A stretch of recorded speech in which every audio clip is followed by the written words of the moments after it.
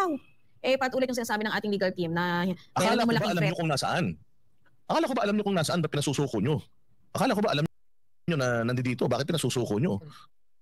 Alam mo, nagtatanong ka, akala ko ba kung nasaan, ba't pinasusuko nyo? Binibigyan nga ng chance eh. Diba? Binibigyan ng chance para hindi na magulo yung mga miyembro dyan sa kingdom niya. Para hindi na mag-iyakan kasi buhay pa si Kibuloy, umiiyak na eh. Nag-iiyakan na eh. Binibigyan kayo ng chance ng ating kapulisan. Yung tanong na yan, pantanga. Dada, ang tanga mo. Promise. 100%. Nagtatanong ka. Binibigyan na nga ng chance kasi ang mga kapulisan naaawa sa mga tangang miyembro ni Kibuloy. Anong akala? Alam mo, maraming nabilog or nasiraan sa akala. Oy, shoutout kay Jojo Kaza. O ibig sabihin, itong ginagawa nyo rito, fishing expedition. Kasi hindi nyo talaga alam kung nasaan si Pastor. Apakabobo talaga. Sinabi na nga na nandyan si Kibuloy eh. Diba? Oo. At hindi pa tapos sa paghahanap ang ating mga kapulisan dyan. Dahil, ang pagkakaalam ko napupuntahan pa lang po sa tunnel na yan, I think 50% pa lang. So, hindi pa tapos yung paghahanap kay Kibuloy. Diba?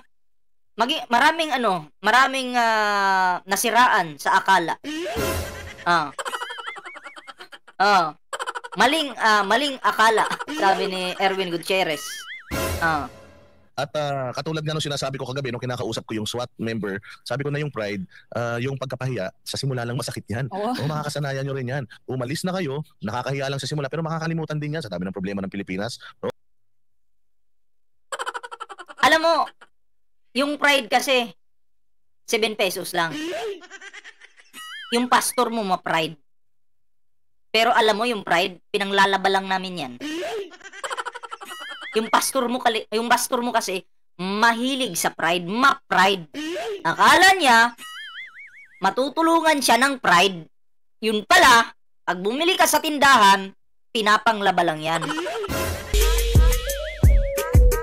Diba? Palabasin mo na, wag nang ma-pride. Palabasin mo na. Maawa ka sa pastor mo.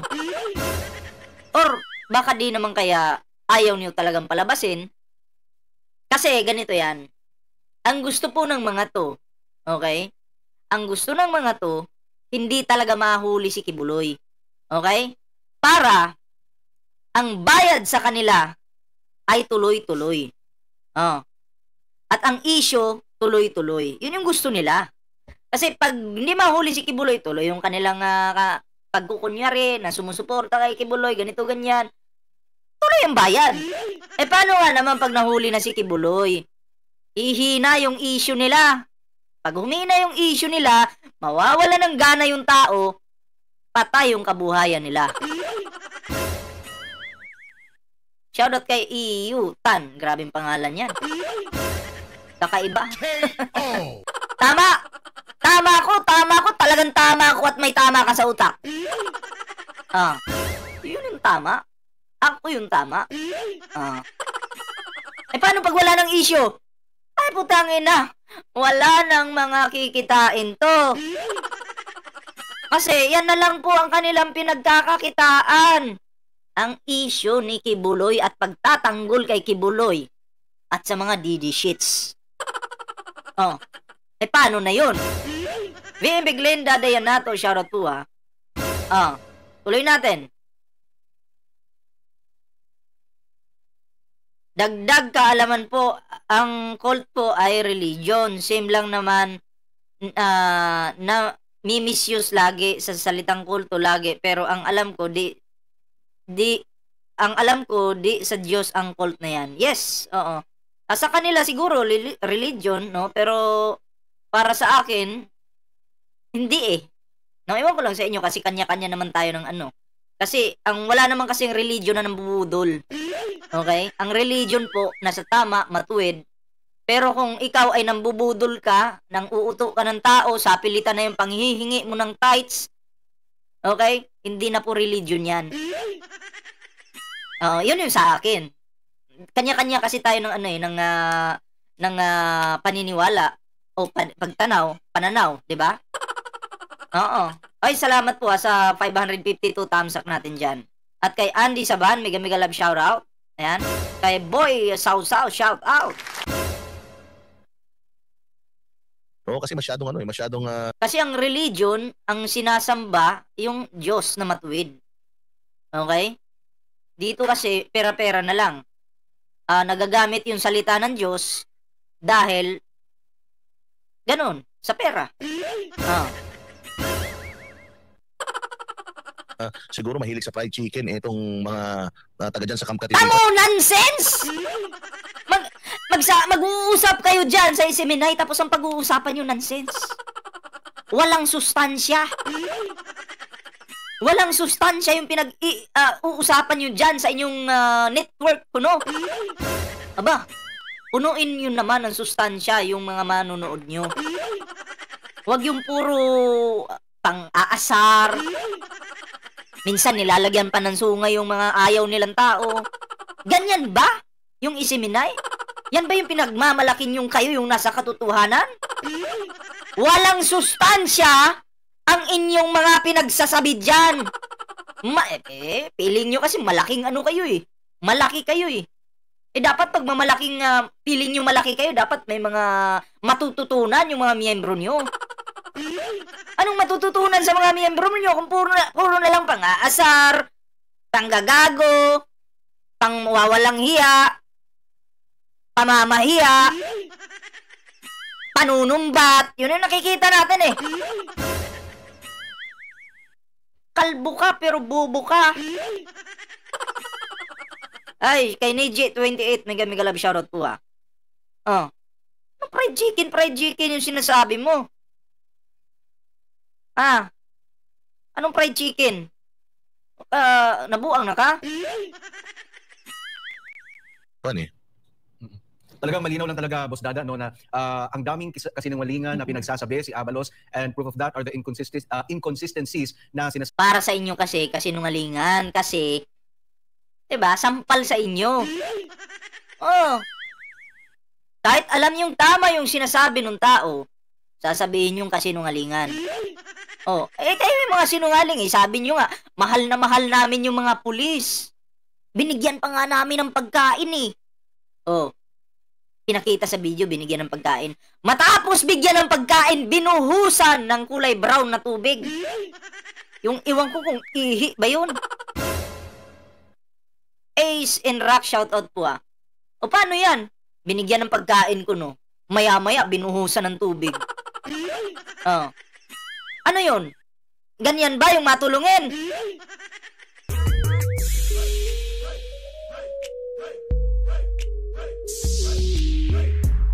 Diba?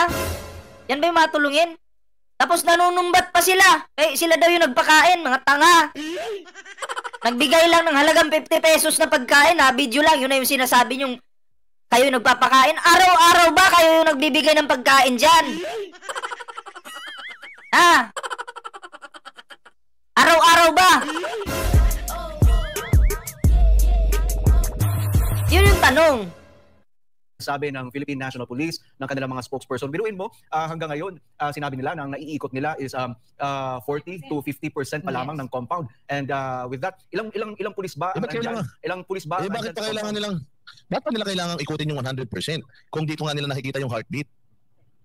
Di ba? Unless, kasi siguradong may proseso kasi. Ang tanga mo naman. May proseso kasi. Kailangan nilang suyurin or ikutin lahat kung saan man yung mga butas na yan. Malay mo, hindi lang si Kibuloy yung makita. Malay mo, may mga illegal na ginto dyan. Diba? Malay mo lang. Malay mo, may mga pulburon dyan. Dyan binabagsak yung mga pulburon. Malay mo, may mga malalakas na armas dyan. Diba? Malay mo. Kaya dapat, ikutin lahat. Kaya nga ang attorney Torion, nagpanik. Kasi baka daw ang hinahanap ng kapulisan ay ginto.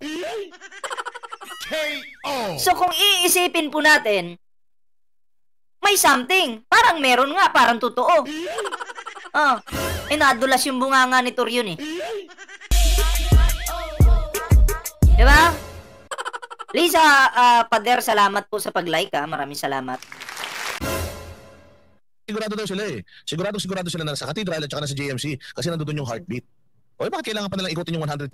Kung alam naman nila na nandoon yung heartbeat, ibig sabihin yung heartbeat na sinasabi nila, katarantaduhan yun. Mantakin mo, wala kaming pakialam kung yun yung iisipin nyo, katarantaduhan yun. Wala kaming paki. At walang pakialam ang kapulisan sa inyo kung yun yung tingin nyo sa kanila. Diba? Yun. Actually, ano yan eh. Sila kasi yung nakakaalam. Sila yung nakakaalam sa trabaho nila. Bakit kukontrahin mo? Sino ka ba? Putang ina mo. Diba? Sino ka ba? Para kumontra. Pulis ka ba? Alam mo ba yung mga operation ng mga kapulisan? Ha? Kaya pala eh. Napakabobo mong tao ka kasi yung noo mo, kakulay mo yung kanal. Hindi ko alam ba't ang itim ng noo mo. Kakulay mo yung kanal. Tingnan mo, manalaming ka.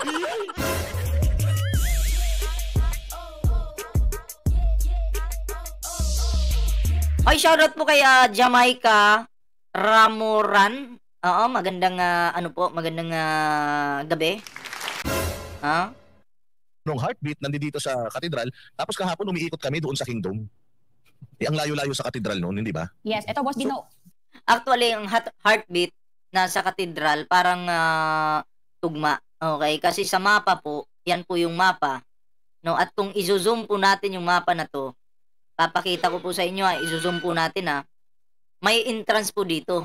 Ito po yung pinakita ko kahapon eh. Ayan may entrance po dyan. Nakikita nyo yan? Ayan po yung entrance. Diba? Yan po. Zoom pa natin. Zoom pa natin. Ayan po yung entrance. Nakikita nyo yan. Butas yan eh. Butas po yan. Diba? Ito yung lumang mapa. Ito po yung lumang mapa talaga. So, dito dapat pumasok yung ating kapulisan. I-check nila dyan. Diba? Baka hindi pa nila natuklasan yan. So, yun. No, nireactionan ko na po yan kahapon. Nireactionan ko na po. So, ano lang, paki-review na lang. No, malay natin, makatulong sa, sa investigasyon, di ba? Oo, kasi matindi itong si Kibuloy magtago. Anak ng anak ng nuno sa punso. Nuno sa punso tuloy. Nasa ilalim ng lupa eh. Kakaiba eh, di ba? Shoutout kay Lydia Brunola. Wait lang, bigyan muna natin ng Lida Brunola pala. Ayan, tuloy natin. Go. Yes, usapang naman, heartbeat, no? Ito, may comment po yung isang viewers natin. Sabi po niya, Torre is searching for a heartbeat because he himself has none. Nonsense na naman! Nonsense na naman! Torre has none! Alam mo, ang tatangan nyo talaga, pumapatol kayo sa mga ganyang komento. Yung mga nonsense na comment, yun yung pinapatulan nyo. Grabe! Ano yan? Joker na rin kayo? Tingnan natin yung sagot. Pumapatol sa joke. Aguba Junior, shoutout. Oo, walang puso, walang pang utak. Oo. Mantakin mo kung hindi ka ba naman tanga. Walang puso, walang utak. Paano nabuhay yung tao kung walang puso, walang utak? Siguro ikaw pwede. Kaya nabubuhay ka kasi pinoprotektahan ka ni Kibuloy kahit wala kang utak. Syempre, Diyos yung amo nyo eh. Diyos yung amo nyo eh. Powerful. Kaya nandyan ka, nagsasalita ka ngayon kahit wala kang utak.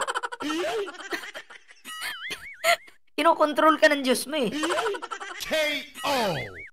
Palipad ka ng helicopter ang baba. Hindi nasira mo yung solar panel, buti sana kung kaya mong bayaran yan, walang hiya ka. Ba't hindi mo gawin sa bahay mo yan? Magpalipad ka ng helicopter. Nonsense na naman! Nonsense naman, dada! Ano ba to ang hilig sa mga nonsense na mga komento? Kaya pala, laki ng katawan, walang laman yung wala ngang ulo, utak pa kaya.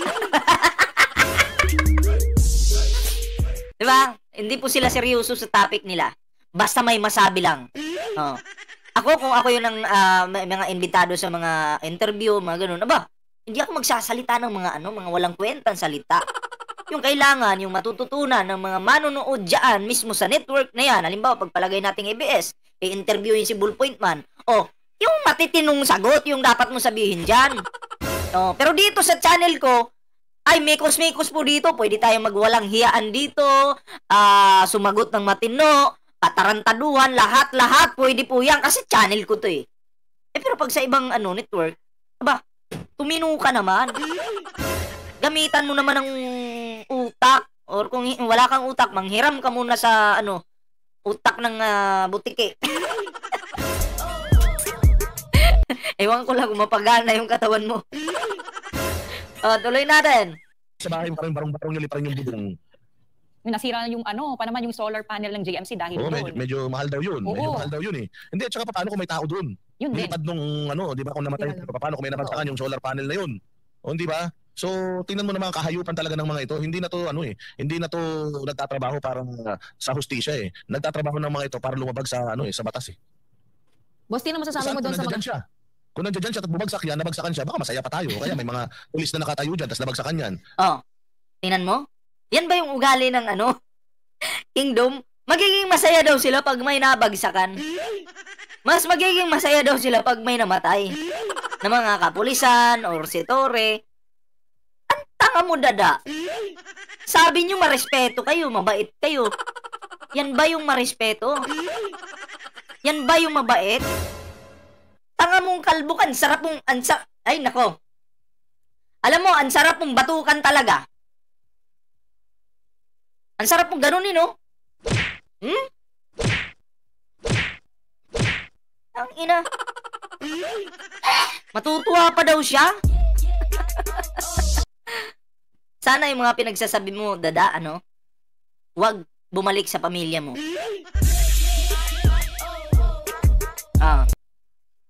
Oy, mas mabuti sana, hindi.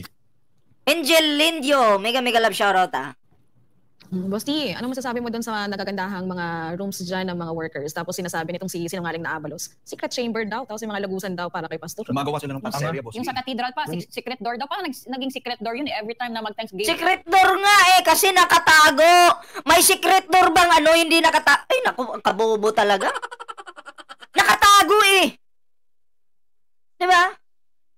Pero kung nakabalandra yung mga doors dyan, hindi man tatawag na secret yan. Nakatago!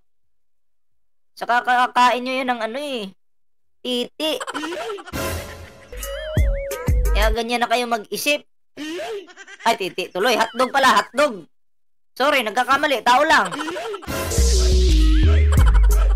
May namamalo dito. Yung aking asawa. Sorry naman. Hindi naman sinasadya Oh, konting sadya lang, pero hindi talaga. Okay, Ma'am Rolina Tuason, shoutout po kay Sonny Aguilar, shoutout. Evening and worship presentation kami. Doon talaga lumalabas. Siya Abalos, may pagkamanyakol kasi siguro talaga yan. Siguro. Abalos! Manyakis ka daw! Michael, shoutout Manyakis daw si Abalos, sabi nitong kanal na to. Jenna Villanueva, shoutout. Anyway, ipasara na Isiminay. Actually, dapat gobyerno na po ang umawak sa Isiminay kasi nagagamit na po sa kasamaan. Oo, parang nagre-rebelde na yung mga tao dyan So, kailangan aksyon na po yan ng gobyerno. Diba? Kasi, yan, pag tumagal yan, delikado po. Maraming may i-scam, maraming tao na mabubudol. Diba? Marami, hindi lang yan. May mga tinutorture pa dyan. So, kailangan po talagang pigilan na yan ng gobyerno.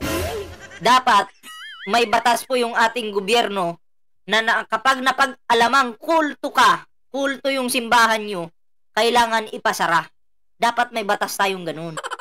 Diba? Oo. So, kailangan kasi magkaroon ng pangil yung ating batas. Hindi naman biglaan, pero dapat landahan. Diba? So yun po mga pre, no? At yun lang muna yung ating reaction ngayon.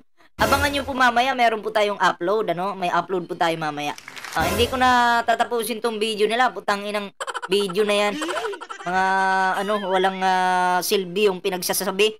Mga walang sustansya yung mga lumalabas sa kanilang bunganga. Seminay pa naman ko, no? Woo! Wag ako!